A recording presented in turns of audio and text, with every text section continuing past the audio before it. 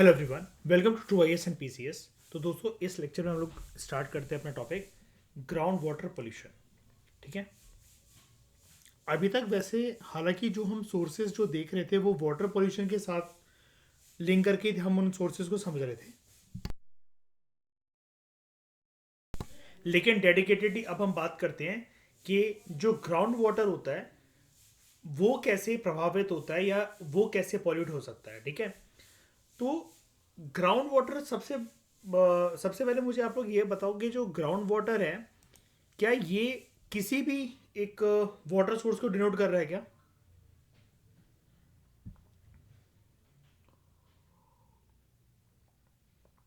हाँ। Ground water हर तरह के वाटर सोर्स को डिनोट कर रहा है क्या? नहीं। जनरली जो ग्राउंड वाटर होता है वो अंडरग्राउंड वाटर के बारे में बात कर रहा है ना। पानी तो कहीं पर भी हो सकता है।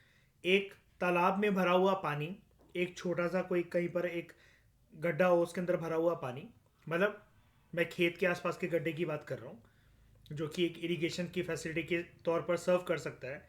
क्या आप इसको जो है अंडरग्राउंड वाटर कहोगे क्या? नहीं ना। वो उसके साथ मर्ज हो सकता है, लेकिन अंडरग्राउंड वाटर हम जानते हैं कि वो ऐसे नहीं दिखता हमें, है ना। वो जमीन के नीचे है। राइट। तो ग्राउंड वाटर पोल्यूशन में सबसे पहले हम बात करते हैं अंडरग्राउंड वाटर पोल्यूशन की। मुझे ज़रा आप लोग तौर तरीके बताओ कि अभी तक हम लोगों ने जो अंडरग्राउंड पॉल्यूशन जो पढ़ा है, अंडरग्राउंड वाटर पॉल्यूशन जो पढ़ा है, वो किस किस तरीके से हो सकता है।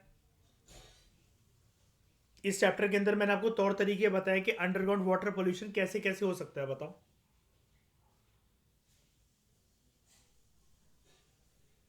हाँ, अगर आप बिल्कुल सही है मयूर। एग्रीकल्चर में अगर अपन लोग फर्टिलाइजर पेस्टिसाइड्स कुछ केमिकल्स डालें, वो जो है पानी के साथ रिश्ते रिश्ते नीचे चला जाए तो अंडरग्राउंड वाटर प्रभावित होगा। बताओ अनन्या, ऐसे ही पढ़ा था हम लोगों ने, है ना। और क्या हो सकता है?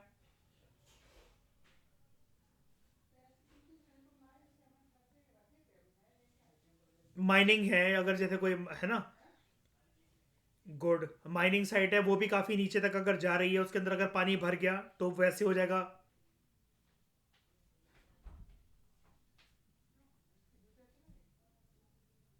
लीचिंग, वो मयूर हाँ वही वाली बात बोल रहा है। बिल्कुल बिल्कुल। ओवर इरिगेशन करके जब वो हो गया और खेतों के ऊपर आपने केमिकल्स बिछा रखे हैं उसकी वजह से, है ना। अब खेतों के ऊपर वो केमिकल्स कैसे भी हो सकते हैं अनन्या मयूर? चाहे फिर वो क्या अपने पेस्टिसाइड्स वीडिसाइड्स केमिकल्स को छिड़के हो वो, या फिर आसपास कोई इंडस्ट्री चल रही हो, वहां से कार्बन सूट के पार्टिकल्स उड़ उड़कर कोल ऐश या फ्लाई ऐश की फॉर्म में हो, वो बिछ गए खेतों के ऊपर आशिमा, तो वो भी अगर पानी भरा हुआ है खेतों के अंदर तब वो से नीचे रिस रिस कर आ जाएगा। इसके अलावा हम सिर्फ खेतों खेतों की बात क्यों करें, जो इंडस्ट्रियल वेस्ट है, ठीक है, अगर वो पानी के साथ अगर मर्ज हो जाए और वो पानी अगर सीप कर जाए अंदर किसी भी जगह पर, मिट्टी से होते होते नीचे की तरफ पहुंच जाए, तो ग्राउंड वाटर उससे भी प्रभावित हो सकता है। राइट। तो अंडरग्राउंड वाटर पोल्यूशन भारत के अंदर काफ़ी सारी जगहों में जो ग्राउंड वाटर है, it is threatened with contamination due to seepage from industrial and municipal waste. वही जो मैंने आपको बताया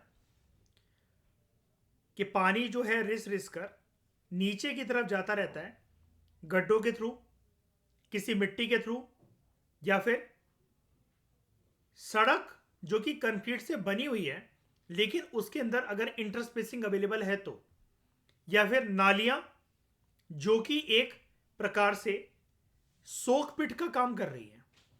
सोक पिट का कंसेप्ट याद है? काफी बार बता चुका हूं मैं पीएमएफआईएस की बुक में, साइंस एंड टेक्नोलॉजी में भी। सोकपिट जानते हो अनन्या, समझते हो आर्यन? आप में से जो लोग नए आए हैं, प्राची, सोकपिट का कंसेप्ट जानते हो? नहीं सुना? चलो मैं बताता हूँ। मयूर, आपको तो पता है ना अच्छे से आप लोगों को।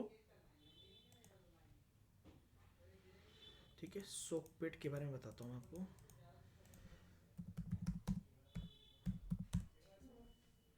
गुड। हाँ। होता क्या है, जैसे अनन्या, एक ना अपन ने गांव में या किसी भी जगह पर, ये मान लो कि एक वॉशरूम है, ठीक है, यहां पर 2 गड्ढे बनाए। अब इससे जो भी वेस्ट वेस्ट जो आ रहा है, सॉलिड वेस्ट भी होगा, लिक्विड वेस्ट भी होगा। पहले ये गड्ढा भरेगा, नीचे एक पाइप है, मान लो ये तो 2 सोक पिट का कंसेप्ट है, आप एक को ही मान के चलो। यहां पर जो है वेस्ट से गड्ढा भर गया और लिक्विड वेस्ट भी आ रहा है यहां पर। तो अब जो सॉलिड वेस्ट है, ये तो आप साइड से देख रहे हो इसको, मैं इसको ऐसे दिखाता हूं। जो सॉलिड वेस्ट है वो यहां पर इकट्ठा होता रहेगा होता रहेगा होता रहेगा और ये भर जाएगा पूरे का पूरा। लिक्विड वेस्ट जो है, अनन्या ये जगह देख रहे हो, हमने स्पेसिंग बना रखी है इसके अंदर, गड्ढे जो है ये दिख रहे हैं, ये आसपास क्या है इसके आसपास क्या पूरा का पूरा, जहां पर स्ट्रक्चर बना होता है मिट्टी ना। किसी भी प्रकार का लिक्विड हो, अगर मान लो भले ही जैसे सोकपिट किसी भी कंसेप्ट से बनाया जाता है, जनरली वेस्ट वाटर की उसको सोखने के लिए बनाया जाता है। यहां पर कोई नाली हो, कोई वॉशरूम हो, ठीक है, कुछ भी हो, किसी भी प्रकार का लिक्विड वेस्ट यहां पर आ रहा है तो वो मिट्टी के आसपास जो है मिट्टी उसको समेट लेगी और वेस्ट यहां पर इकट्ठा हो जाएगा, है ना। अगर वो वेस्ट सही तरीके से यूज करने वाला है और अगर हम उसको ढक दें, इस स्ट्रक्चर को ढक दें, जब ये गड्ढा पूरा भर जाए उस वेस्ट से और कुछ महीनों के लिए इसको अकेला छोड़ दें, तो क्या ये एक नेचुरल मैन्योर बन सकता है? बताओ। बिल्कुल बन सकता है। और अगर हम नीचे, इस एग्जांपल में अगर हम नीचे एक कोई पाइप कनेक्ट कर दें कि जब ये गड्ढा भरेगा उसके बाद नीचे से दूसरा गड्ढा भरने लग जाए कनेक्शन के साथ, तो जब तक इस गड्ढे को भरकर ये मैन्योर बनेगा तब तक दूसरा गड्ढा जो है वो भरने लगेगा। फिर 6 महीने के बाद इस गड्ढे का मैन्योर निकालकर हम खेतों में खाद के तौर पर यूज कर सकते हैं, तब तक इस गड्ढे को ढक सकते हैं और ये प्रोसेस बार बार बार बार बार बार चलता रहेगा। सोक पिट में जनरली कंसेप्ट ये बताना चाहता हूं मैं अनन्या प्राची, कि अपन लोग को ऐसा एक कंसेप्ट बना, एक स्ट्रक्चर बनाना होता है जिसके कंसेप्ट के अंतर्गत अपन क्या करते हैं कि ये जो है स्पेसेस बनाते हैं, ठीक है। यहां पर सॉलिड वेस्ट इस गड्ढे के अंदर अनन्या करेक्ट हो जाता है और आर्यन जो लिक्विड वेस्ट होता है वो इनसे रिस रिस कर बाहर चला जाता है, मतलब मिट्टी समा लेती है उसको, है ना। लेकिन अगर यहां पर कोई केमिकल्स हैं, अगर मान लो यहां पर कोई केमिकल्स है, ये इंडस्ट्री होती और ये बगल में सोकपिट बना होता, तो ये पानी अगर रिस रिस कर जो बगल में ये जो मिट्टी है इसमें समाता, ठीक है, और ये इतना गहरा ये बना हुआ है और ये नीचे जाते ही जाता जाते ही जाता जाते ही जाता ये पानी इधर से उधर, तो ये कल को ग्राउंड वाटर की तरफ जैसे ही पहुंचता, अगर ये पानी केमिकल लेकर, अब पानी तो ये गंदा ही पानी है, किसी वॉशरूम का पानी है, इंडस्ट्रियल वेस्ट का पानी है, केमिकल्स है इसके अंदर, मान लो इंडस्ट्रियल वेस्ट का अगर पानी है, ठीक है, तो ये नीचे की तरफ अगर जाता तो ग्राउंड वाटर को दूषित कर सकता था कि नहीं कर सकता था? बताओ। पॉल्यूट कर सकता था कि नहीं, है ना। ये है अनन्या, आप समझ में आया अच्छे से? या आप में से जितने भी लोग नए हैं फाउंडेशन कोर्स में, क्लियर है? और पुराने लोग, शाइनी क्लियर है ये? मयूर, कुणाल तुम्हें पता है, तुम बीच के हो, है ना, न ज्यादा पुराने न ज्यादा नए। समझ में आया? तो इंडिया में बड़ी सारी जगहों में ग्राउंड वाटर जो है it is threatened with contamination due to seepage from industrial and municipal waste and effluents, sewage channels and agriculture run off. I hope ये सारी बातें मैं आपको बहुत डिटेल में पढ़ा चुका हूं, तो अब आपको ये पता है कैसे ग्राउंड वाटर को प्रभावित कर सकता है इंडस्ट्रियल और म्युनिसिपल वेस्ट का पानी, ठीक है, या उनसे निकला हुआ किसी भी प्रकार का कोई कूड़ा कचड़ा कबाड़ जो कि पानी के अंदर अल्टीमेटली जाकर मिक्स होगा, क्या उसके अंदर बड़े सारे केमिकल्स हो सकते हैं और वो गटर या नालियों में अगर जा भी रहा है तो वहां से अगर वो गटर या नालियां एक प्रकार से अगर सोक पिट का काम कर रही है, देखो हर सोक पिट का स्ट्रक्चर ऐसा नहीं होता, ये तो मेरे को जनरली आपको समझाना था। शहरों के अंदर भी जो ये पानी है हमारे बाथरूम से निकला हुआ, हमारे वॉशरूम से निकला हुआ जो ये जाता है, अल्टीमेटली सड़क के किनारे जो नालियां बनी रहती है वहीं पर जाता है ना, और ये कहीं ना कहीं पानी अंडरग्राउंड भी जा रहा है, जा रहा है कि नहीं जा रहा है? ये कहीं ना कहीं अंडरग्राउंड भी जा रहा है, तो इस तरीके से ये पानी को दूषित कर देता है, प्रभावित कर देता है, पॉल्यूटेड कर देता है। फिर सीवेज चैनल्स, जो कि पूरी गटर की एक पूरी लंबी जो नालियां हैं वो बहती हैं, एक पूरी चेन जो है वो बनती रहे। और एग्रीकल्चर रन ऑफ, ये भी आपको पता है एग्रीकल्चर रन ऑफ की वजह से क्या होगा, अगर आपने खेती बाड़ी करने के लिए स्पेशली अगर आप मॉडर्न टेक्नोलॉजी के चलते,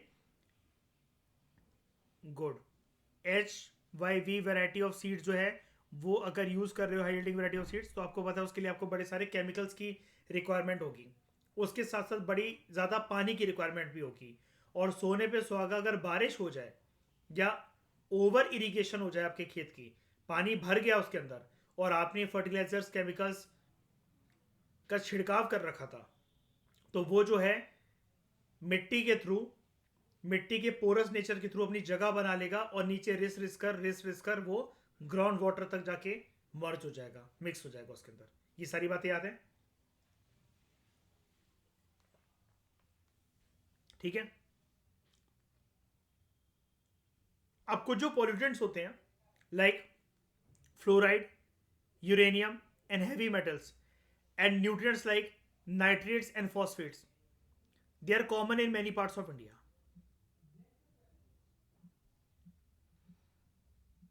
ठीक है।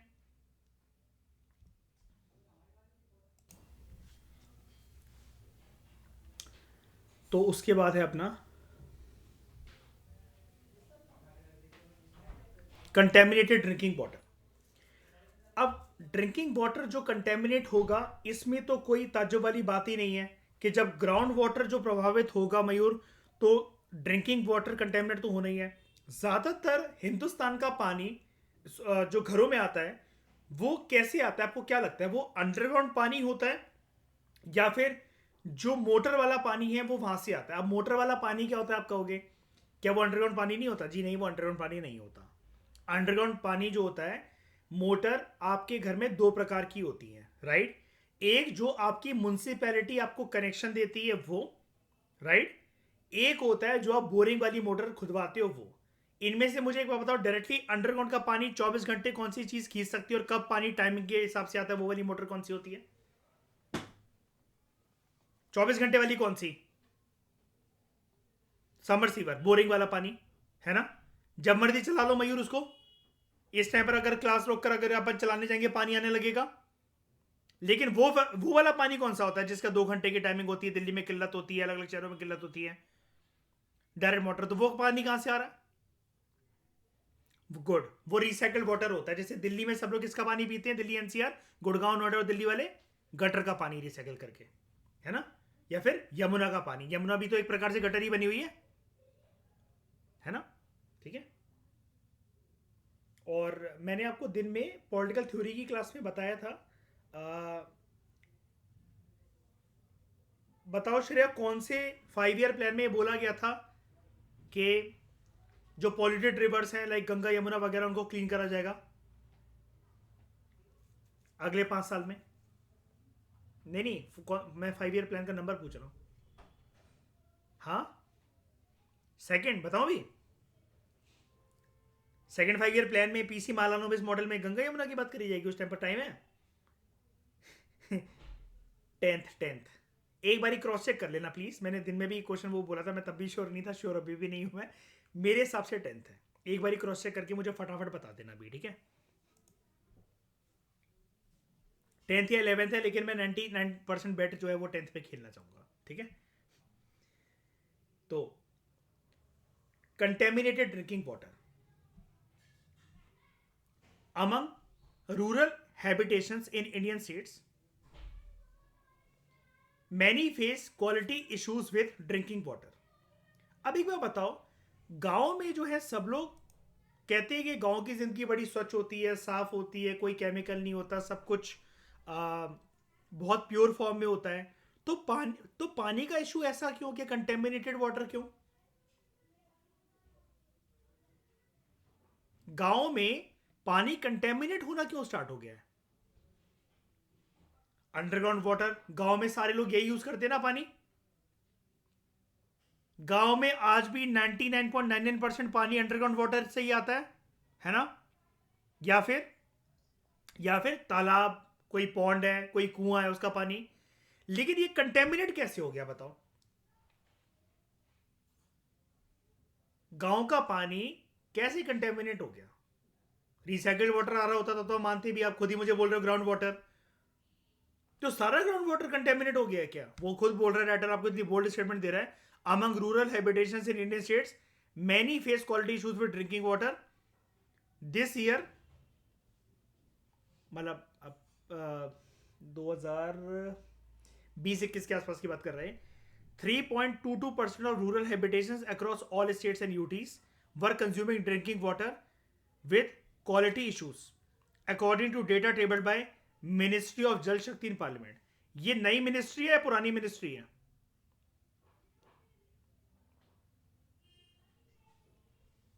पुरानी मिनिस्ट्री है, नाम चेंज कर दिया गया है ना, मिनिस्ट्री ऑफ जल शक्ति। रिजुविनेटेड फॉर्म में आई है ये मिनिस्ट्री। ओके,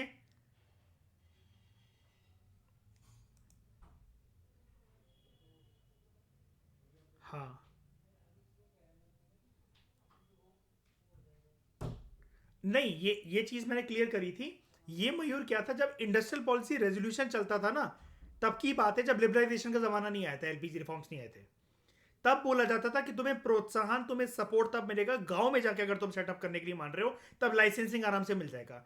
याद है एक वर्ड, लाइसेंसिंग परमिट कोटा राज सिस्टम, जब वो हट गया था एलपीजी रिफॉर्म्स के बाद, आप कहीं पर भी सेटअप करो, आज कोई बंदिश नहीं है अपन को। जहां एक बात बताओ, किसी का अगर मैं ग्राउंड फ्लोर जो शटर वाले दरवाजे हैं, उसको बंदे को रेंट से मतलब है, मैं अगर उसको बोल दूं अंकल आंटी मैं यहां पर अपनी शॉप खोलूंगा, कोई रोकेगा मुझे क्या? उसको रेंट से मतलब ना, चाहे मैं वहां पर रह लूं, चाहे मैं अपनी शॉप खोल लूं। हाँ, कई कई जगह पर क्या होता है, एनसीआर रीजन्स में बिल्डिंग के कमर्शलाइजेशन होने का खतरा होता है। खतरा इन द सेंस कि मतलब जो मकान मालिक होता है उसको डर लगता है। जैसे अगर मैं वहां पर रह रहा हूं तो वो रेसिडेंशियल बिल्डिंग कहलाएगी, लेकिन कोई कोचिंग इंस्टीट्यूट सेटअप कर लूं, कोई दुकान कर लूं, तो वो रेसिडेंशियल वो कहलाएगी।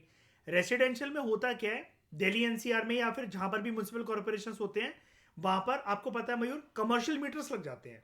तो बिजली का पानी, बिजली का जो अरे यार, ये पानी का जो बिल है, बिजली का जो बिल है, ये सब कुछ डबल डबल हो जाता है ना। बस इस वजह से लोग जो है वो थोड़ा सा कतराते हैं। लेकिन आज के समय में आप जहां मर्जी इंडस्ट्रीज जो खोलना चाहो, मतलब ये जो कोई भी सब इंडस्ट्री तो बहुत बड़ी चीज़ हो गई, कोई भी आउटलेट, कोई भी चीज़ खोलना चाहो, आप जगह जगह दिल्ली में जाओ, हर गली में आपको एक शेक कॉर्नर दिख जाएगा, एक बर्गर कॉर्नर दिख जाएगा, एक मोमोज कॉर्नर दिख जाएगा। ऐसी कोई गली नहीं है जहाँ पर ये ना दिखे।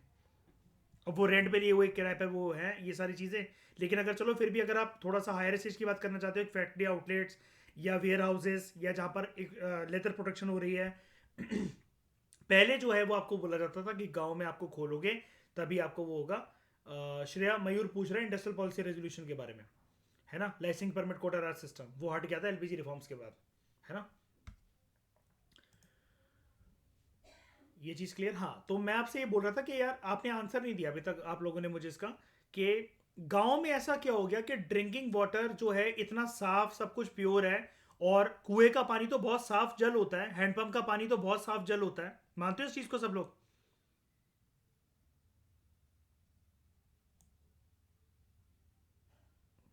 नहीं, तो ये पानी कंटेमिनेट कैसे हो गया? गांव का तो पानी बहुत साफ स्वच्छ होना चाहिए ना, कुएं का पानी आ रहा है वहां पर, हैंडपंप का पानी आ रहा है, ग्राउंड वाटर भी, मतलब ऑब्वियसली बात है, सब कुछ ग्राउंड वाटर से कनेक्टेड है। आप कह रहे हो कंटेमिनेटेड, तो क्या इतना ज्यादा कंटेमिनेट हो गया कि मतलब वहां पर वो पीने लायक नहीं बचा अब वो? और अगर ऐसा हुआ है, ऐसा हुआ है तो कैसे? गुड। खेती बाड़ी हमारे देश में, गांव की पहचान क्या है? खेती बाड़ी। और कौन सा ऐसा किसान है जो chemicals, fertilisers, weedicides, pesticide use ना कर रहा हो, है ना। ऑर्गेनिक फार्मिंग में क्योंकि एक तो टाइम बहुत है, टाइम बहुत देना पड़ता है, इन्वेस्ट करना पड़ता है, ऊपर से प्रोडक्टिविटी इतनी ज्यादा नहीं होती है ना। लागत कम आती है, वो मान सकते हैं। लागत समझते हो अनन्या? अपनी जेब से पैसा लगाने को लागत कहते हैं, क्योंकि उसमें तो कुछ डालना ही नहीं है, गाय का गोबर और उसका यूरिन ला के डाल दो एनिमल्स का, वही बस ऑर्गेनिक फार्मिंग है। लेकिन अगर सॉरी, केमिकल फार्मिंग अगर करनी है तो अपन को HYV सीड्स खरीद के लाने पड़ेंगे, पेस्टिसाइड्स, वीडीसाइड्स, अलग अलग तरह के केमिकल्स। इससे प्रोडक्टिविटी तो बढ़ जाएगी, लेकिन श्रेया होगा कैसे? खेतों का भट्टा बैठ जाना है, सॉइल की फर्टिलिटी लंबे समय के अंदर जा सकती है। दूसरी चीज, एग्रीकल्चर रन ऑफ की वजह से प्राची, ग्राउंड वाटर कंटेमिनेट हो सकता है बहुत बुरी तरीके से। अगर ग्राउंड वाटर कंटेमिनेट हुआ तो अब बताओ गांव के लोग पी किसका पानी रहे हैं?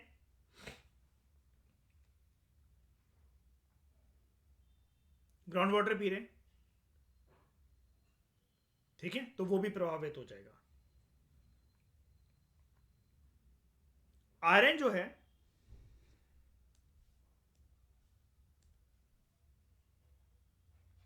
Iron is the most common contaminant followed by salinity, arsenic, fluoride and heavy metals.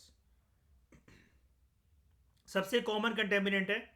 इसके अलावा सैलिनिटी को बढ़ाने वाला चाहिए. ये तो सैलिनिटी कह रहा है, सैलिनिटी कोई कंटेमिनेंट थोड़ी ना होता है. सैलिनिटी तो एक फिनोमेना होता है. सैलिनिटी किसकी वजह से बढ़ती है? कौन सा कंटेमिनेंट होता है जब हम कहते हैं खारापन बढ़ गया किसी चीज का? आयोडीन. ठीक है, लेकिन हाँ, नमक का कंटेंट बढ़ गया. लेकिन यहाँ पर जो आयोडीन कंटेंट है वो ना बेसिकली ऐसा दिखा रहा है कि जब ना मिट्टी मिट्टी का जो पदार्थ है वो पानी के अंदर काफ़ी ज़्यादा जो है वो मिल गया, और वो मिट्टी सही नहीं है पानी के लिए. देखो, हर एक पानी जो है, अगर एक नेचुरल फिनोमेना आपको बताऊं, आम भाषा, आराम से भाषा के अंदर अगर मैं आपको बताऊं कि वो तैर तो पानी किसी न किसी मिट्टी के ऊपर ही रहा है ना. अनन्या, किसी भी तालाब का, पॉन्ड का जो भी सोर्स है वो है कोई ना कोई तो मिट्टी ना. एक सेकंड, एक सेकंड, एक सेकंड, एक सेकंड. ये देखो, जैसे ये है. हाँ, ये देखो. अब इसके ऊपर जो, इसके अंदर जो पानी भर रखा है, ये नीचे है तो ये मिट्टी ना. बताओ हाँ या ना.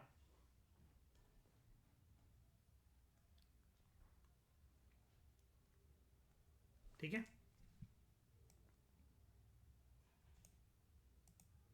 हाँ कुणाल, क्या पूछ रहे थे बताओ.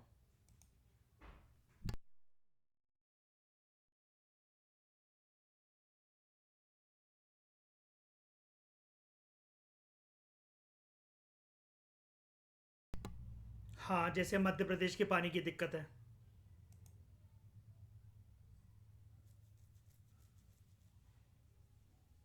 बीच में भी आने. हाँ.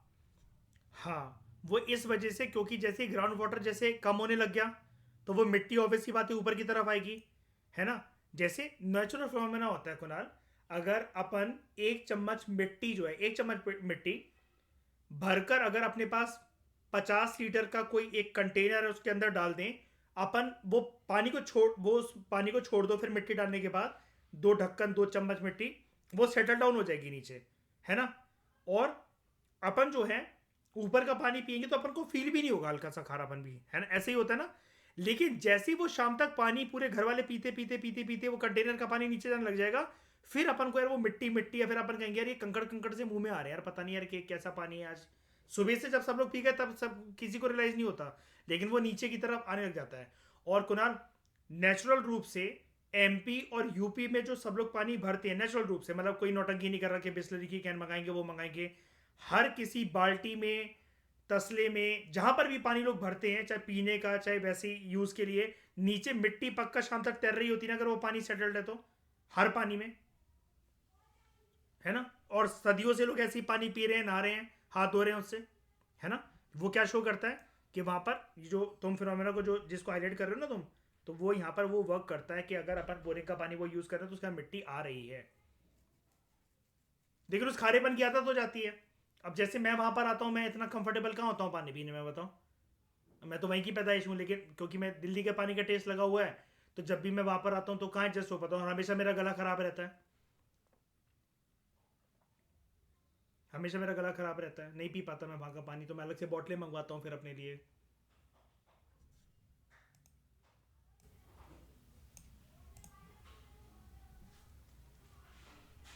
और जब ये लोग दिल्ली आते हैं मेरे घर, तो इन लोगों को कड़वा लगता है मेरे घर का पानी. तो iron is the most common contaminant followed by salinity, arsenic, fluoride and heavy metal. ठीक है. उसके बाद Rajasthan has the highest number of rural habitations affected by salinity contamination overall. बताओ मुझे जरा, ये सारे राज्यों को छोड़कर, सारे यूटीज को छोड़कर राजस्थान के बारे में क्यों बोल रहा है ये ऐसा, ऐसी इमेज. सबसे ज्यादा प्रभावित डेजर्टिफिकेशन से होने वाला कोई अगर राज्य तो वो है राजस्थान. सैलिनिटी कंटेंट सबसे ज्यादा है ना राजस्थान में. अब देखो नीचे वहां पर ग्राउंड वाटर अवेलेबल है इसलिए राजस्थान की बात कर रहा है. आप कहोगे नहीं नहीं, सैलिनिटी वाइज तो जो रन ऑफ कच्छ है गुजरात के अंदर वो हाई है. लेकिन एक बार बताना, रन ऑफ कच्छ के नीचे से कौन पानी निकालता है? कौन सी मोटर लगी हुई है वहां पर? कौन सा प्रोजेक्ट चलता है वहां पर ग्राउंड वाटर को निकालने का? कुछ है बगल में उसके? अरेबियन सी है, अरेबियन सी का पानी कोई पी रहा है? नहीं ना। राजस्थान में लेकिन जो है अंडरग्राउंड वाटर का फिनोमेना है। अनन्या समझ में आ रहा है ना? कंसेप्ट टूट तो नहीं रहा कुछ? ठीक है। तो in terms of arsenic and iron pollution, West Bengal and Assam are the worst affected. ठीक है। राजस्थान किससे अफेक्टेड है? सेलिनिटी से। अगर हम आर्सेनिक पॉल्यूशन और आयरन कंटेंट की बात करें, इससे कौन से दो राज्य प्रभावित हैं? वेस्ट बंगाल और Assam. States and UTs that are not affected by any of these contaminants वो कौन कौन से? Andaman and Nicobar Islands, Goa, Gujarat, Himachal Pradesh, Ladakh, Manipur, Mizoram, Nagaland, Puducherry, Sikkim and Tamil Nadu. वहां पर एक कंटेमिनेंट्स नहीं है।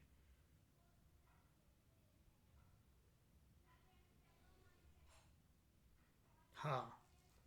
अच्छा, इन सारे स्टेट्स में कॉमन चीज क्या दिखती है आपको? जितने भी मैंने नाम लिखे मैं मिटा देता हूं, अच्छे से देख लो इसको।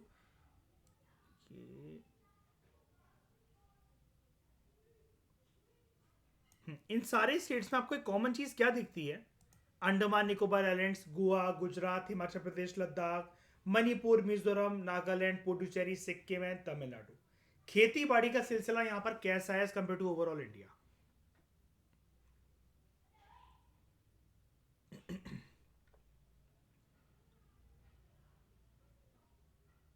अगर मैं तमिलनाडु को छोड़ दूं, बाकी सारी जगह में इतनी भारी भरकम खेती बाड़ी नहीं होती है। एग्री और नॉट? है ना। जहां पर मैं तमिलनाडु की बात करूं, तमिलनाडु में क्या है? सबसे ज्यादा कल्टीवेशन श्रेया चोला चेरा पांड्या के टाइम से लेकर अभी तक किस चीज की होती है? 90% कल्टीवेशन पैडी की। गुड। राइस की। पैडी के लिए मयूर अपन को केमिकल का यूज कम करना है, करो चाहे ना करो। लेकिन आपको भी पता है, एक बात मैं आपको हाईलाइट करना चाहता हूं यहां पर, ये ऐसे कंटेमिनेंट्स के कम रीजन यहां पर, इसका वो मतलब क्या है?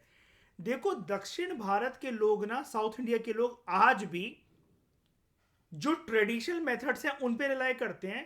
पैडी की कल्टीवेशन के लिए अगर मैं आपको दो ऑप्शन दूं, आप या तो केमिकल्स की नौटंकी कर लो, या फिर जब आपको पता ही है कि भैया भैया हमें यहां पर पानी चाहिए, क्योंकि चावल की खेती के लिए पानी बहुत ज्यादा लगता है, तो पानी में बस इनको भिगोकर रखना और फसल का ख्याल रखना है। तो बताओ आपका ऑप्शन किसकी तरफ जाएगा? कि आप ज्यादा केमिकल्स यूज करके राइस की प्रोडक्टिविटी को बढ़ाना चाहते हो, या ट्रेडिशनल मेथड पे रिलाई करते हुए बस खेतों का ख्याल रखते हुए और पानी पर्याप्त मात्रा के अंदर डालना चाहते हो अपने खेतों में? पानी है कि नहीं? क्योंकि उसके लिए चाहिए ही वही है, मेन तो पानी चाहिए। तो वहां पर वो कुल मिलाकर इससे प्रभावित नहीं है। ठीक है। एक चीज और, एक चीज और, इसके लिए एक रीजन और होता है। देखो, तमिलनाडु, क्या मैं ऐसा बोल सकता हूं,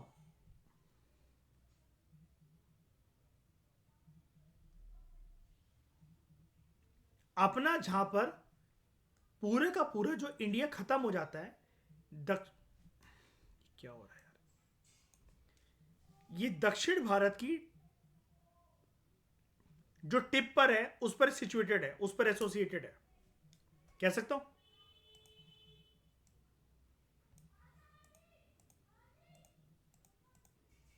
बताओ। ठीक है।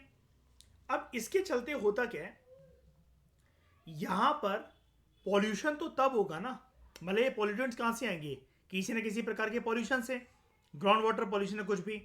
जब ऊपर की साइड से कोई ऐसी एक्टिविटी हो रही हो लैंड पर जो कि जमीन को दूषित करे, एग्रीकल्चर रन ऑफ, इसका मतलब अगर यहां पर कंटेमिनेंट्स नहीं है तो एग्रीकल्चर रन ऑफ एक मेजर रीजन नहीं हो सकता, और नहीं है, जेनुअली नहीं है यहां पर एग्रीकल्चर रन ऑफ एक मेजर रीजन। अगर ऐसा होता, ग्राउंड वाटर की सबसे पहले लंका लग चुकी होती यहां पर। अब आपको यूपीएससी ने क्वेश्चन पूछा था कुछ साल पहले, 2015 में, टीना डाबी वाले साल में। श्रेया याद है वो क्वेश्चन? कि दिल्ली जो है सबसे पॉल्यूटेड सेंटर है हमारे देश का, लेकिन मुंबई और कोलकाता नहीं है इतने, है ना? इसके रीजन बताओ कि यहाँ पर दिल्ली के अंदर पॉल्यूशन क्यों जमा होकर रह जाता है, और इंडस्ट्रियल सेंटर तो मुंबई और कोलकाता भी है, वहां पर क्यों नहीं होता पॉल्यूशन जमा? याद है शैनी? ये क्वेश्चन आया था यूपीएससी के मेंस में, है ना? अब तमिलनाडु में अगर कोई भी इंडस्ट्रियल एक्टिविटी होनी है, मैं एक एग्जांपल दे रहा हूं, अनन्या ध्यान से समझना, आशिमा, अगर तमिलनाडु में कोई भी इंडस्ट्रियल एक्टिविटी होनी है अनन्या, और वहां पर प्राची क्या है कि निर्वैर वहां पर ना जो कार्बन सूट के पार्टिकल्स की वजह से कोल ऐश या फ्लाई ऐश आ सकती है, लेकिन समुद्री हवाएं वहां पर पॉल्यूशन को टिकने नहीं देती हैं, किसी भी प्रकार के बिछने नहीं देती हैं, वो उड़ा उड़ा कर ले जाती हैं इंडियन ओशन में। मयूर है ना one of the prominent factor, ये वाली चीज। जब वो पॉल्यूशन, छोटे छोटे कण, उसके पार्टिकल्स टिक ही नहीं पाएंगे वहां पर, तो रिस कर वो पॉल्यूटेंट जाएंगे कैसे नीचे? समुद्र की तरफ जो चीजें हैं, जो बहती हुई हवाएं हैं, वो कैसे भी करके पॉल्यूशन को टिकने नहीं देना उन्होंने। अब आप अगर आप ये वाला कंसेप्ट अगर आप अप्लाई कर दो ना, अब आपके पास बहुत सारी चीजें आ गई। अंडमान निकोबार आइलैंड, समुद्री हवाएं, गोवा, गुजरात, उसके ऊपर से ये अपना तमिलनाडु। और एक बात और, पहाड़ी इलाके आप जानते हो कि लिथोस्फीयर से वो ऊपर की हाइट पर है। भाई पहाड़ी इलाकों में आप ग्राउंड वाटर ढूंढने थोड़ी ना निकलोगे, आप वहां पर ग्लेशियर का पानी यूज करोगे, राइट? उस मतलब जो रिलायंस है आपकी, वो रेनफॉल या ग्लेशियर का पिघलने से जो पानी आएगा, है ना, लाइक गंगोत्री, यमुनोत्री, इसी के ऊपर तो आप रिलाय करोगे ना पहाड़ी इलाकों में, या बारिश के पानी के ऊपर।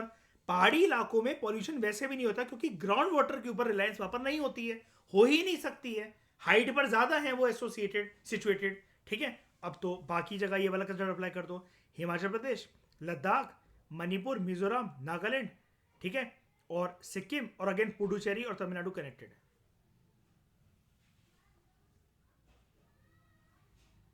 समझ गए? ये ठंडे इलाके, बर्फीले इलाके, पहाड़ी इलाके वहां पर नहीं, और समुद्र के किनारे वाले जो इलाके हैं वहां पर नहीं। जब पॉल्यूशन टिक ही नहीं रहा है, तो एक बताओ वाटर कंटेमिनेशन होगा कैसे? क्योंकि कंटेमिनेंट तो है ही नहीं वहां पर, समुद्र के पास है, तो समुद्री हवाएं नहीं टिकने दे रही है, और पहाड़ी इलाकों पर यह फिनोमेना इतना प्रोमिनेंट होता नहीं है। क्योंकि जनरली जो कंटेमिनेंट्स होते हैं, अगर आप इनको देखो, एक लॉजिक लगाओ अपना, ये एनालिसिस यहां पर गिवन नहीं, इसलिए मैं इतना डिटेल में बता रहा हूं, एक लॉजिक लगाओ अपना। जिस भी जगह पर मैं अगर शब्द यूज करूंगा अनन्या, आयरन, आर्सेनिक, फ्लोराइड, और कुल मिलाकर वो इन सबको कंबाइन करके एक वर्ड बोल रहा है heavy metal. Heavy metal Himachal Pradesh तक जाएंगे, या फिर अपने कमर के नीचे नीचे फ्लोट कर रहे होंगे जहां पर अपन लोग घूम रहे हैं? मयूर, बसों से या किसी भी जगह से जो ये हैवी मेटल्स जो फ्लोट होती हैं इधर उधर, अगर इनको उड़ना ही होता, तो दिल्ली वाले इतनी गर्मी सहन क्यों करते, इतने एक्सट्रीम टेम्परेचर क्यों सहन करते हैं? ये रोज रात को उड़ जाते। दिल्ली के अंदर दिक्कत क्या है, जो हीट ट्रैप होकर रह जाती है, ये पॉल्यूटेंट जो है ये ट्रैप होकर रह जाते हैं। हैवी मेटल्स हमेशा डेंस होंगे, तो वो अनन्या नीचे की तरफ आएंगे, या हवा उनको उठाकर ले जाएगी ऊपर? और चलो मान लो कि हवा का रुख है भी ऐसा कि ऊपर की तरफ ले गई, तो जो पॉल्यूटेंट्स दिल्ली या किसी प्लेन रीजन में उत्पन्न हुए हैं, दिल्ली, एमपी, यूपी, पंजाब, ये क्या उड़ उड़कर हिमाचल प्रदेश, लद्दाख तक चले जाएंगे ऊपर तक? बताओ, नहीं ना? और अंडोमान एंड निकोबार आइलैंड के पास एक एडेड एडवांटेज क्या है, वहां पर इंडस्ट्रियल एक्टिविटी है ही नहीं, पहली बात है। क्यों? Area is completely composed of, Shreya, which kind of population? Which kind of population? Tribal population.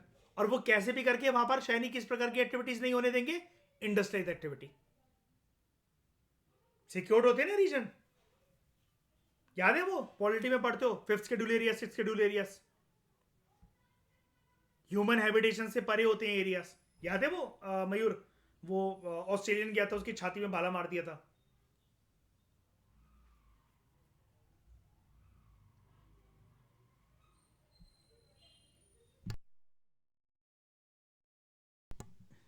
क्या?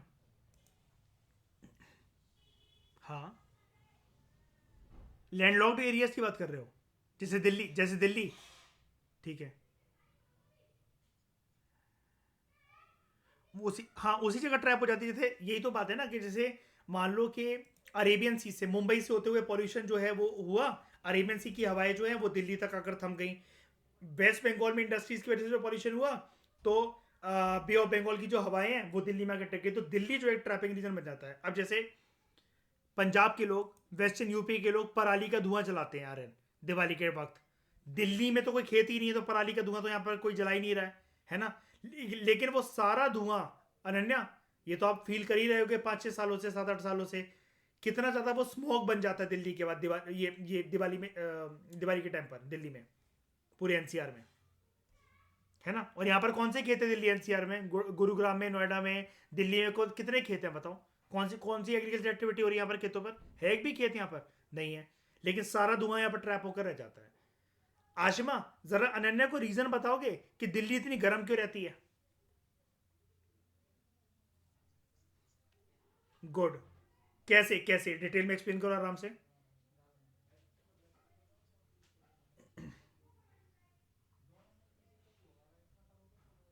ऐसा क्या है घर में, क्या है घर में, दिल्ली के घरों में क्या है ऐसा? आशिमा थप्पड़ लगेगा अब, इतना टाइम हो गया। हाँ, कंक्रीट, स्टील, आयरन की रॉडें, ठीक है, ये सारी चीजें अनन्या, जो डांबर होता है, कोई स्टेनलेस स्टील है, कोई लोहा है, इसकी फिजिकल कैरेक्टरिस्टिक क्या होती है? हीट को ये ट्रैप करते हैं कि रिलीज करते हैं ज्यादा जल्दी? ट्रैप करते हैं।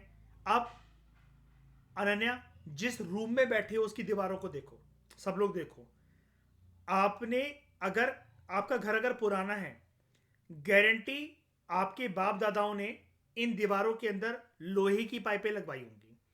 अब Ananya, imagine your house in Faridabad, top floors, जहां पर ऐसी लोहे के लेंटर्स, लोहे की सीलिंग, दीवारों में लोहे के पाइप, डांबर, कंक्रीट, पत्थर, गिट्टी, कंकड़, इन सबसे जो मका, डांबर जैसे रोड बनती है वो काला वाला,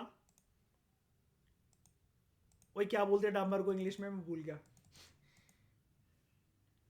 क्या होता है ये, वो काला वाला वो मिक्स करके हम लोग मोल्टार, हाँ नहीं क्या बोलते हैं, मोटार,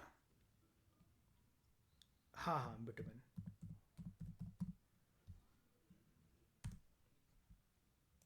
ये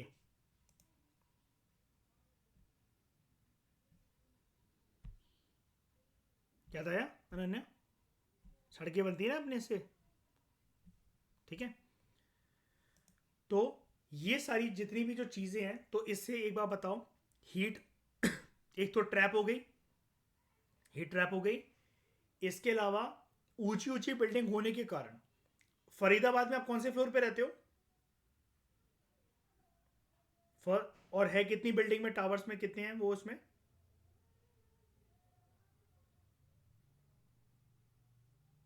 17 फ्लोर है ना। आजमा, द्वारका में भी एक्सपेक्टेड यही होता है, गुरुग्राम नोएडा में भी हीट ट्रैप होकर रह जाती है यहाँ पर। इसलिए अनन्या, कभी आपने फील करा होगा शायद से, अगर कभी ऊपर के फ्लोर पर रहे हो या कभी आश्रम छत पर गए हो, गर्मियों में जब छत को अपने ठंडा हो जाना चाहिए, जैसे गांव में क्या होता है, वरांडे में पानी किंच दो तो हीट रिलीज हो जाती है शाम के वक्त। लेकिन आशिमा, नंगे पैर अगर 10-11 बजे भी जून जुलाई के महीने में अगर छत पर जाओगे, वो छत तपती हुई गर्म है, वो टाइल उसकी हीट रिलीज नहीं हो पाती है ना। ये रीजन है।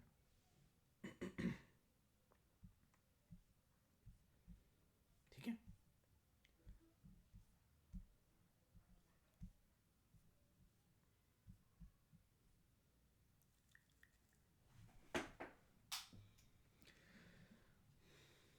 इतना एस्पेक्ट सबको समझ में आया?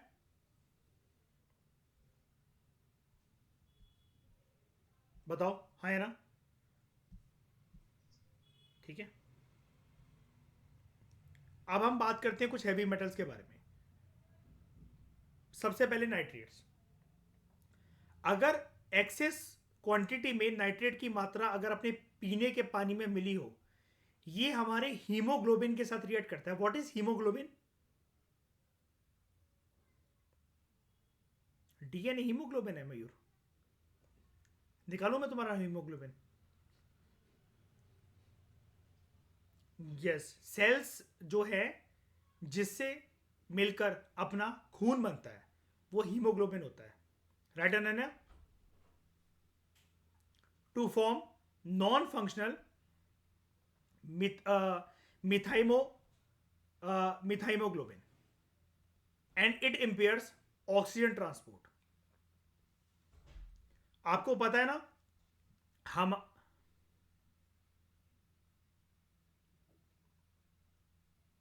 ऑक्सीजन को कैरी करता है पूरी बॉडी में, है ना?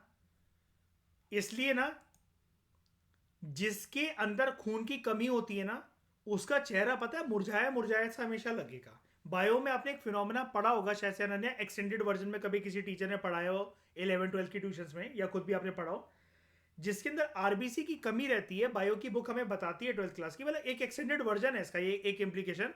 उसका चेहरा गोरा बहुत हो जाता है अनन्या, सुना होगा आपने ये वाली बात। बॉडी और उसका चेहरा उसका गोरा बहुत हो जाएगा, लेकिन वो फिर भी आपको ना मुरझाया मुरझाया सा लगेगा, है ना?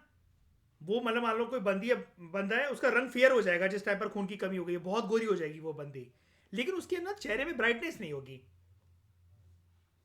हाँ, क्या कह रहे हो? क्योंकि हाँ, ठीक है, इस वजह से। लेकिन एनर्जी डाउन हो गई है क्योंकि उसकी कमी की वजह से। अब क्या है, वो चेहरा मुरझाया मुरझाया क्यों है? वो इस वजह से है, या फिर वो एक्टिव नहीं लग रहा वो बंदा या बंदी। गोरा तो हो गया है लेकिन एक्टिव नहीं लग रहा है। वो इसलिए नहीं लगता है या लगती है बिकॉज जो कैरिंग कैपेसिटी है ना अपनी हीमोग्लोबिन की वजह से, ऑक्सीजन की जो ऑक्सीजन जो पहुंचाएगा हीमोग्लोबिन पूरे बॉडी में, शरीर में, एक जगह से दूसरी जगह। अब जब हीमोग्लोबिन ही नहीं है तो ये कैरियर्स होते हैं ना अनन्या ऑक्सीजन के, तो वो लेकर ही नहीं जा पाते इतना ऑक्सीजन, ठीक है? And it impairs oxygen transport. तो ये क्या बना देते हैं, हीमोग्लोबिन एक फंक्शनल एजेंट होता है, और नॉन फंक्शनल एजेंट क्या होता है? Methaemoglobin. This condition is called as methaemoglobinaemia या फिर blue baby syndrome. Blue baby syndrome मतलब क्या? जब हद से ज्यादा ऑक्सीजन की किसी के अंदर कमी हो जाती है, या फिर जिसके अंदर आरबीसी एकदम से गिरने लग जाते हैं, तो आपने एक चीज सुनी होगी कि एक पर्सन मरते वक्त बिल्कुल उसका शरीर ठंडा पड़ गया और चेहरा उसका गोरा हो जाता है, लेकिन नीला नीला सा हो जाता है, जैसे किसी बर्फ पर लिटाकर उस पर्सन को निकाला गया हो, है ना? नीला पड़ जाता है। वो शो करता है कि हीमोग्लोबिन की मात्रा गिर गई। इसको कहते हैं हम लोग ब्लू बेबी सिंड्रोम।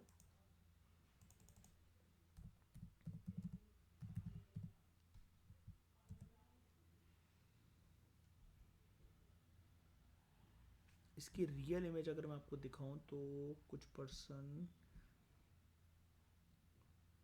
ध्यान से अगर आप एक डिफरेंस को देख सको तो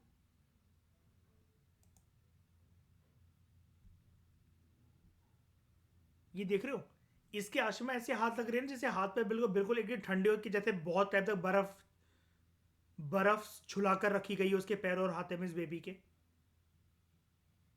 है ना? इसको कहते हैं हम लोग ब्लू बेबी सिंड्रोम। और सच में अनन्या आप जानते होगे ना, सच में ये तो चलो ये तो ओवर एक्टिंग कर रहा है, ये फोटो ऐसे नहीं होता जैसे ये, ठीक है? सच में अगर आप इसको टच करो ना ऐसे बॉडी को, तो अनन्या आप जानते होगे जहां पर खून की ऐसी कमी हो जाए तो शरीर ठंडा भी पड़ने लग जाता है, सच में वो कोल्ड हो जाता है, कोल्ड फील होगा, ठीक है? तो methaemoglobin is a form of oxygen carrying metalloprotein haemoglobin. Methaemoglobin cannot bind oxygen unlike oxy haemoglobin. High level of nitrates अगर हो, coming back to the topic के नाइट्रेट्स के होने की वजह से होगा क्या, ये मैकेनिज्म गड़बड़ कैसे हो जाएगा? हाई लेवल ऑफ नाइट्रेट्स में फॉर्म कार्सिनोजेंस, और कार्सिनोजेंस क्या होंगे? Cancer causing agents. And it can accelerate eutrophication in surface waters. और यूट्रोफिकेशन और एल्गल ब्लूम में रिलेटेड कंसेप्ट होते हैं। डिजोल्व ऑक्सीजन को मार देगा नाइट्रेट, है ना?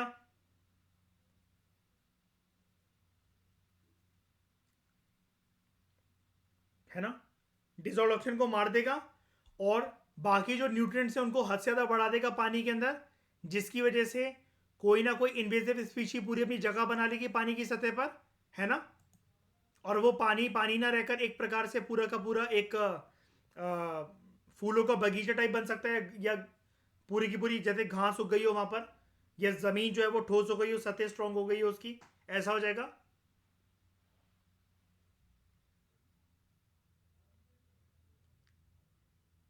समझ गए। उसके बाद ट्रेस मेटल्स।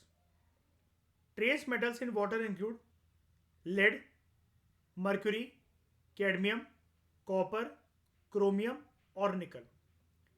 ये जो मेटल्स हैं, again these are toxic and carcinogenic, cancer causing. फिर आर्सेनिक, जिसकी बात ही हमें यहां पर बता रहा था।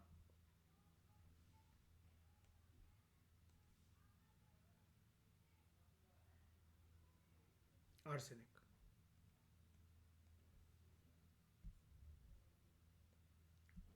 Seepage of industrial and mine discharges. Mayur, Ananya, वो वाली बात याद है? कोई माइन है जिसमें, कोई माइन है खाली पड़ी हुई है, पानी भर गया वहां पर और उससे ओवरफ्लो होकर जो कार्बन कंटेंट्स है वो बाहर आ गए। याद है वो पूरी स्टोरी, है ना।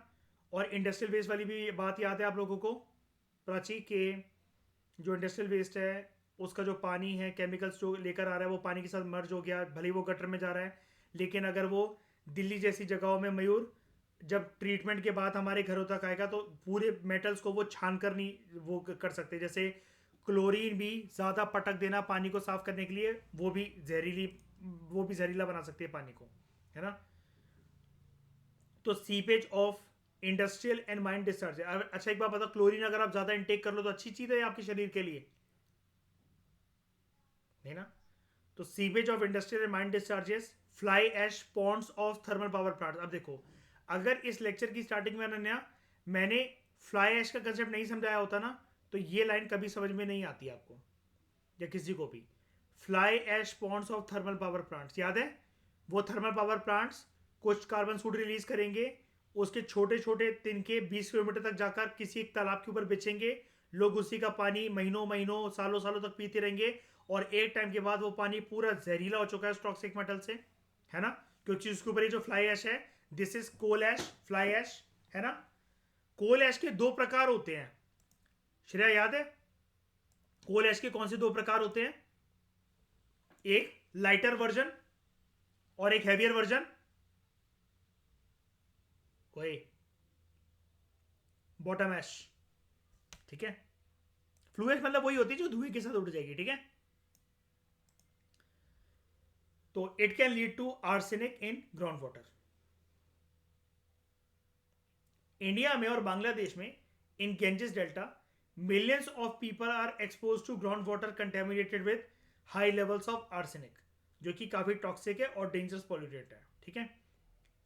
क्रॉनिक एक्सपोजर टू आर्सेनिक मतलब अगर लंबे समय तक आर्सेनिक आपकी बॉडी में आ रहा है या फिर से एक्सपोज हो, it can cause black foot disease, a peripheral vascular disease in which blood vessels in the lower limbs are severely damaged, resulting eventually in progressive gangrene।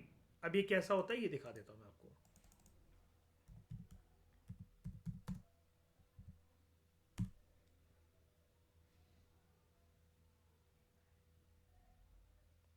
इसका माइनर वर्जन जो होता है वो अगर मैं आपको दिखाऊं,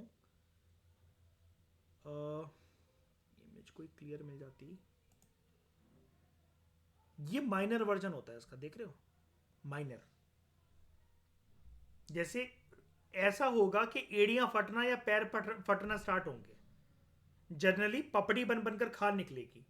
लेकिन ये हमारी एड़ियों में हो ना, तो आपको लगेगा कि शायद से भाई मौसम की वजह से या कुछ है, तो पर्सन इतना ध्यान नहीं देगा, है ना। लेकिन एकदम से ये चीज़ें वो फैलने लग जाएगी, और ये देखो काली काली जो है ये जगह बना लेंगी। कभी कभार इतना अनकंट्रोलेबल हो जाता है ये इवेंट कि जब ये बढ़ेगा तो फिर ये इस हद तक बनता है कि जैसे आप जो सेम पर्सन जिससे पैर रगड़ता है प्यूमिस स्टोन से, जैसा उसका सरफेस होता है प्यूमिस स्टोन का, वैसे इस पर्सन के पैर का सरफेस हो जाएगा, ठीक है। और फोटोज इसकी नहीं दिखाऊंगा वरना रात को खाना नहीं खा सकोगे आप।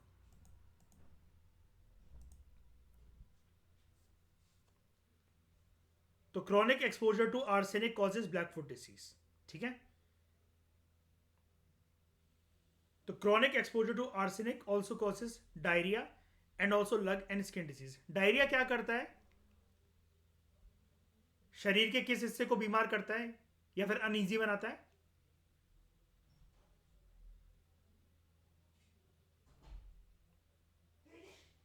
डायरिया भाई क्या किसको अफेक्ट करता है? स्टमक को, सर को, पैर को, किसको? स्टमक को अपसेट करता है, ठीक है। And also lung and skin cancer. अब आर्सेनिक अफेक्टेड हैबिटेशंस के कुछ आंकड़े हैं हमारे सामने, अगर हम इसको पढ़ें। हमारे देश में एक स्टडी के बाद ये बात सामने आई, मतलब जैसे ये कह रहा है ना कि आर्सेनिक से अफेक्टेड जो लोग हैं वो कहीं रह रहे हो या फिर कोई ऐसा पानी पी रहे हो जहाँ पर आर्सेनिक जिसके अंदर मिल रखा हो। तो हमारे देश में एक स्टडी ये बताती है कि हमारे देश में 1800 आर्सेनिक अफेक्टेड हैबिटेशंस हैं 2015 में, और ये बढ़कर अब जो है वो हो गई हैं 1800 से 5 साल में 2020 तक में 4500 के आसपास। तो most of the arsenic affected population ये कहाँ मिलेगी आपको? गंगा ब्रह्मपुत्र एलुवियल प्लेन्स में, असम की स्टेट में। मतलब यहाँ पर पानी ऐसा अस्वच्छ, मतलब बहुत दूषित है कि जहाँ पर जो लोग इसको पी रहे हैं, यूज़ कर रहे हैं डेली यूज़ के लिए, उसके अंदर ये हैवी मेटल्स हैं। Assam, Bihar, west Bengal, Punjab and Uttar Pradesh. कर्नाटका जो है which had 9 habitations in 2015 had none in 2020। एक भी नहीं है अब, यानी कि इंप्रूवमेंट है ना। कर्नाटका में इंप्रूवमेंट है, बहुत रिमार्केबल है। Habitations are the group of households at a community level in a village. तो हैबिटेशन किसको बोला जा रहा है? एक गांव में जो नंबर ऑफ हाउसहोल्ड्स हैं, ठीक है, उनको बोला जा रहा है। तो these are the smallest level of settlements that can have between 10 to 100 households, जहां पर 10 से लेकर 100 घर बने हो। फिर एक कंसेप्ट आता है हमारे सामने, आर्सेनिक पॉइजनिंग।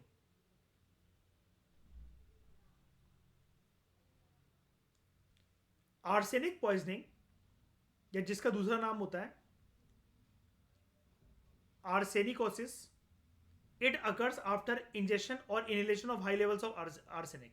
पानी पी लिया आपने, वो पेट तक पहुंच गया, या फिर arsenic as a metal mix था हवा में और आपने उसको इनहेल कर लिया, और ये एक्सपोजर आप उस रीजन में रह रहे हो जहां पर आर्सेनिक बार बार रिलीज हो रहा है किसी एक एक्टिविटी की वजह से, और लंबे समय के लिए आप इससे एक्सपोज हो, ठीक है। तो arsenic is a type of carcinogen element that's grey, silver और white in colour.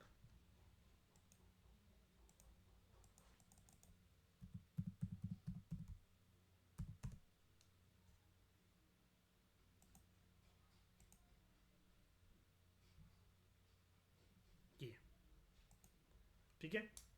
Arsenic is extremely poisonous to humans. Arsenic doesn't have a taste और ओडोर।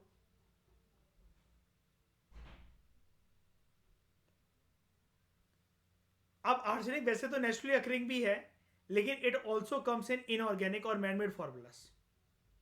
इंसानों की एक्टिविटीज की वजह से भी ये पैदा हो सकता है। And these are used in agriculture, mining and manufacturing. Arsenic poisoning जो है it tends to occur most often in areas of industrialisation. Countries that have high levels of arsenic containing ground water includes US, मतलब जहां पर ground water जो प्रभावित है arsenic से, वो कौन कौन सी कंट्रीज हैं? एक है यूएस, इंडिया, चाइना और Mexico.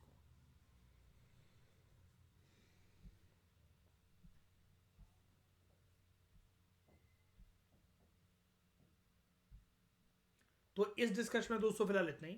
Thank you very much for discussion. Next lecture के अंदर हम लोग फ्लोराइड के बारे में पढ़ेंगे, ठीक है। वो मैं इस लेक्चर में आपको कवर नहीं करा रहा हूँ जानबूझ के, उसके लिए हम सेपरेट लेक्चर बनाएंगे।